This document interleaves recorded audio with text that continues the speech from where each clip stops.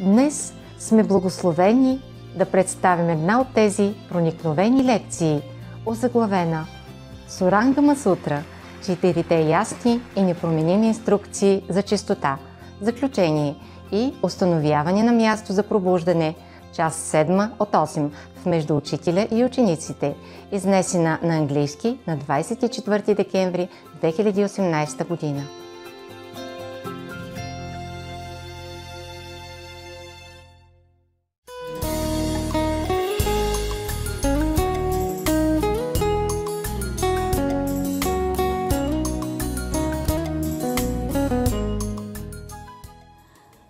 My previous master knows you, master. Who? My previous master, whom we discussed with you, Brahmarshi Patriji's Pyramid Spiritual Societies. He is a Buddha's meditation master. Oh. He knows, and I still meet him whenever he comes to USA. He stays in my house. He knows me? You know him, he knows you. Oh. So you have seen his picture and you told him who he was. And so last time when I met him, and he said, myself and my wife, these two are Supreme Master Ching Hai's favorites. Oh. And he actually asked me to invite you to India. And actually, every year from December 21st to December 31st, every year they do a group meditation with 100,000 people. Oh. So they construct pyramids at the scale of 5,000 to 6,000 people can sit inside. He actually asked me to invite you to India. So every 3 months, they actually publish Supreme Master Ching Hai's vegan diet and all those things in their magazines. Oh, yeah. Right. Wow. Thank him a lot and tell him that I really, really appreciate his invitation. It's official now, she said. That official now, Indian goes vegan, okay? All right. Please tell your master that I pay respect and I thank him. Thank you, Master. Yes. Okay. All right. There are so many, Master. It's easier for you to choose now. They are actually believers of the cosmic energy which is produced through pyramid, like Giza pyramid. So all the disciples, most of them, whoever has little bit money, they build a small pyramid. Because the cosmic energy is built at 45 degrees. Yes. That's the reason even Giza pyramid is giving energy to the earth. Yes. That's why they built the pyramid before. I have told in one of my lecture that there's a meditation place. Right. People just thinking, don't know what, but I say that's... No, if you sit inside a pyramid and do meditation, you achieve samadhi in more concentration. Quickly. Just physically speaking, it's more protective. Right, yes. Yeah. And whatever negative power, it will disperse out, right. In this shape, yes. And I told a long time ago, I don't know if it's recorded or not, that because some people ask me, what's a pyramid is for? Is it a tomb or something? I said, no, in the old time, people built it just to meditate. It's a meditation place. Now it's proved it. All right, okay. So do what you can to help yourself. But I don't think that the London people can build pyramid into their little apartment. It's very expensive in London, for example, Paris, It's enough to put furniture inside and you zigzag your way through it. Yeah, we're more worried about the soul level, not the body level. That's why you are here for us, Master. All right, good. Thank you for your valuable information. Thank you, Master. That just confirmed what I said before. The pyramid is people built it for meditation. Everybody think it's a tomb or what is it inside. Nobody even know up till now what for. For meditation purpose, yeah? Number one is very good concentration inside, energy, okay? Also the cosmic energy can help you, okay? It's one pointed like that, yeah? Okay. And then, number two is that in the desert, it's so hot. The pyramid is very thick. The wall diameter, very thick. And it's so cool inside, as if you stay in a normal... The basic reason pyramids were constructed is Egyptians believe that the person who dies, they will be reborn again. That's why they use it to mummify the body and put it inside the pyramid. The body will be born again? Yeah, they actually wrap it in a chemical cloth and put it inside but that pyramid. is just for the... Yeah, their belief is the person will take rebirth and use the same body. They use pyramids for that purpose. No, that's what people suspect. But it's just for meditation before. Okay, and whatever they wrap them in silk or in a mummy kind of substance, it just is their tradition, just to keep it, to preserve the body. Just like we nowadays, we want to keep the body in a coffin and buried it in some special place and build a little memorial, just so that we remember, because we all want to be like eternally in life. So they do anything they can just to preserve that concept. Yes? I wanted to ask a question about what you were reading before, if that's okay. About when the Buddha was talking about how to get enlightenment without a master, the cow and the poop and the no sleep. Did he mean, I wondered if he meant to say that like literally as in doing these things will actually, or did he mean it more like a parable as far as like the impossibility of finding enlightenment without a master? Maybe so also, yeah. But he really mean it. He really tell all it graphically, okay? But also, it's possible only because his descendants, disciple is still there. It's the final age of his Dharma teaching. Not now. Not now anymore. Not after 2,700 years of his nirvana. At that time, Buddha just passed away, final ending age about 500 years after he passed away. That's in other sutra he said that. Yes, for him, for his teaching lineage, end at 300, 500 years after. But not now anymore, okay? Even if you want to do it, it might not work. You don't find these pure monks and nuns who still having this blood lineage in them anymore to transmit it to you, however little diluted is still there. After the master dies, 300 or 500 years maximum, no more. That's why every sutra emphasizes living master. Otherwise, the Buddha was there and he tell people, okay, you just go and do that, no need me, no need the Buddha, okay? No, they all come and study with the Buddha. And he says it's very rare you can find the Buddha, yeah, and the teaching when he's still alive. This is for his descendants, disciple, who still have pure, if they're pure, and the precepts, and they had already the lineage is still going, not as strong as when the Buddha alive, because they transmit it like from the first successor, yeah, from the Buddha, and then to the second successor of that successor, and the third successor of the successor, and so on and so forth. Just like after the 10th guru of the Sikh passed away, well, before that, he said, no more gurus of the Sikh. Only study the scripture. Because at that time, that's the best he can offer to his disciples. Because he knows the ninth master has gone. He's the last one. And there's no more bloodline, no more spiritual bloodline to pass on to the next generation. So he said, just study the scripture. It's better than nothing. In the scripture, at least it's mentioned Nam, mentioned precept, mentioned purity, mentioned God, devotion. The people who can follow that and attain some level of understanding of Godhood, and then maybe they're lucky they find living master. Okay? Yeah. Otherwise, the guru cannot cheat people and say, okay, after I die, my wife, my son, his son died anyway in the battle. Because at that time, the king of that country and the people who believe in the king's religion at that time, chasing the master and harass them no end. And, you know, in the battle, his sons also die. So even in that lineage, it's supposed to be that his family member inherit the mantle. But to him, he has no more sons anyway.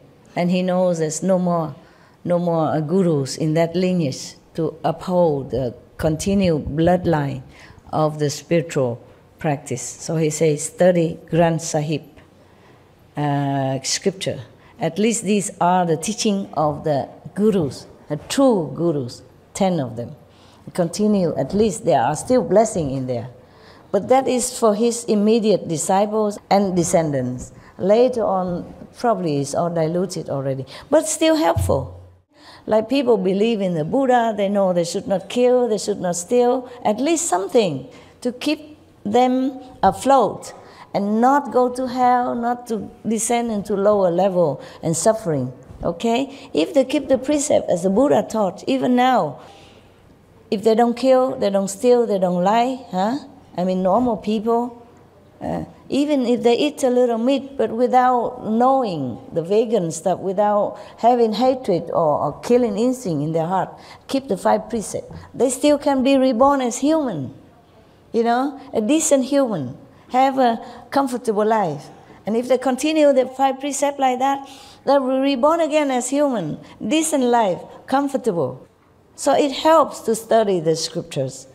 And it helps to learn, you know, from the Bible that you have to be good, you have to, you know, fear God and pray to Jesus, etc. It helps them, okay? That's why the 10 guru of the Sikh tell them study Granth Sahib. The Granth Sahib is your guru. What else can he say when he knows there's no more lineage left? But that doesn't mean he stopped there. It could be that one of his disciple or descendants of the disciple continue studying together a little while longer, and it could be that one of the master descended into that lineage afterward, after the 10 guru passed away. And then he became a master, and then continued the lineage in elsewhere, not in his family lineage. You got that? Because it's like this. In that Sikh system, from the first guru to the 10th, it ends there. Why is that?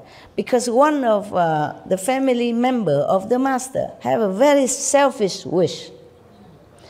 One of the earliest Sikh master has a daughter, yeah? Okay. The Sikh master, they're married, okay? But they don't indulge in, you know, physical sensation the way normal people do. They just sometimes have a corporal contact so that they can have children, okay? It's just tradition to have children. So they have 2 or 3 children, maybe like that. Once a year or twice a year to be together with wife, nothing more. Now, one of the master has a daughter, okay? She was sitting with him. Even if she's a daughter of a master, she always had to sit lower than the master. Even a wife or the mother of the master always sit lower than the guru, all the time, in India like that. That you're not allowed to sit, it's just tradition. Out of respect, you don't sit the same height as the master, that's all. Okay, so this daughter, she sat on the ground. And the master of the Sikh at that time, earlier master, yeah? Not the 10th, but before that. And then he sat on his bed to meditate, yes. And the daughter was sitting at his feet on the ground. And somehow the bed was old and one of the leg fell off, okay? So she worried the master would be awakened out of samadhi. She used her hand to hold it all night long. But the nails are pinched into her hand, bleeding, but she still held it. Such a devotion, okay? So in the morning, the master awakes from samadhi, come back to the physical life, body, and then realize what the daughter has done for him. He felt very, very touched, you know, not just as a master, but as a father as well. Such a filial daughter, of course, who wouldn't like, love? So he said, oh, okay, whatever you wish, I will grant it to you.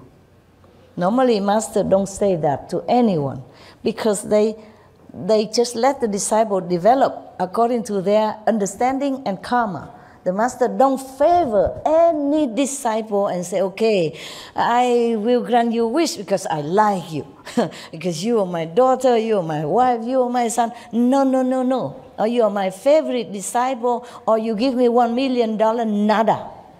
The master treat everyone equally. But because he was so touched, he came out of a pure meditation samadhi all night long. So his mind is still so pure.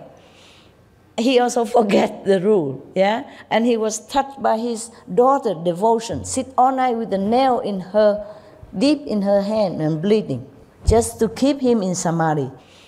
because she knows the master meditates is very important for the disciples, for the world. So she sacrificed, sit like that instead of the leg of the bed.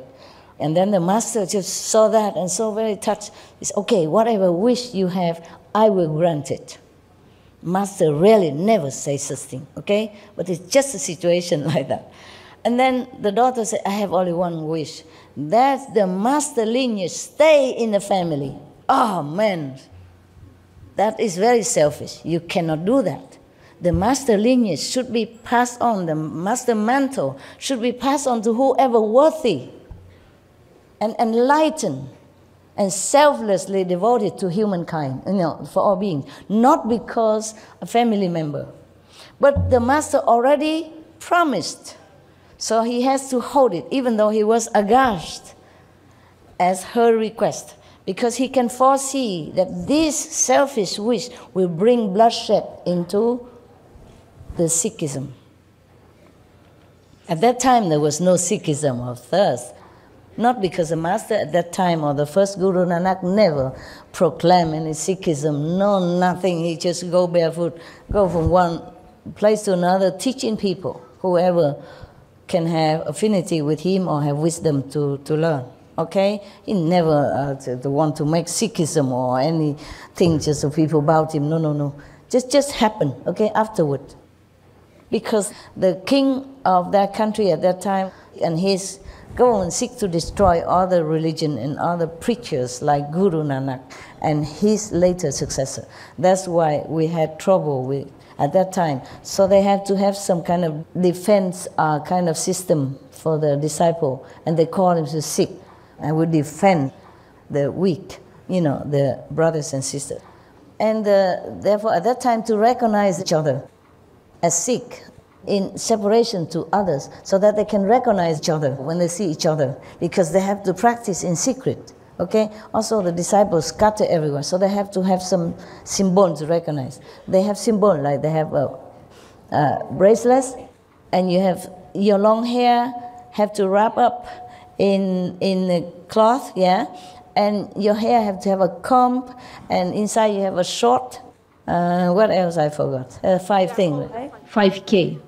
5K? Yeah, 5K. Everything starts with K letter, so it's called 5K. Everything go with K, okay. A comb, bracelets, and... knife. Huh? A knife, or a dagger. And the underwear short, a short. Like this, so that you... Female and male same, so that you can identify, And also be ready to go, ready to go to defend others. Defend. Yeah, that's what it is, okay? Otherwise, normally the disciple don't ever need any knife or anything. But at that time, they're harassing them relentlessly. They want to destroy the master and the Sikh follower at that time. So they have to just defend themselves, and run. Wow. And nowadays, there remain symbol, you can see him, okay?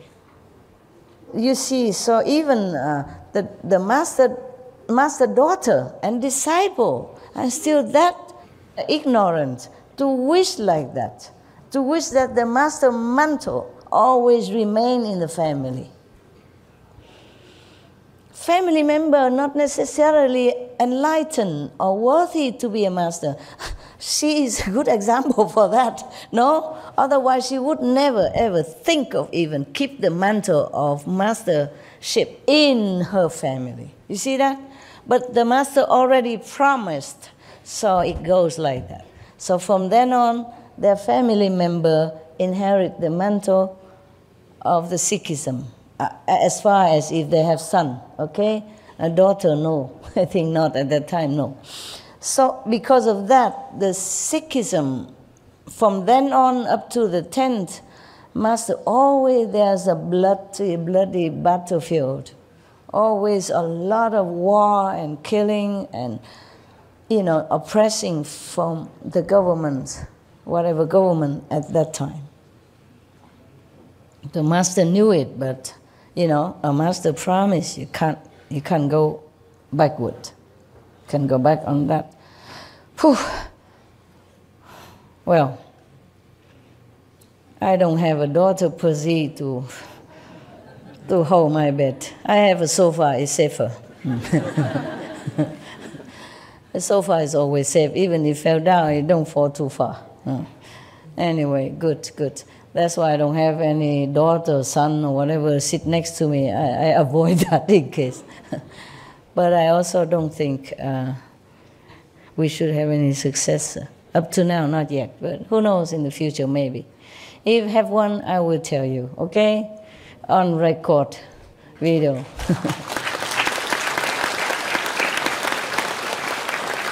Long years ago, I thought maybe there's one. But then later, because the world changed, the karma changed so much, I don't think it's possible to anyone to handle the matter, you know, up to now. So I have to continue. Okay then. Any more? You want any more stuff? All right. I think I almost done with that and this subject about the precepts.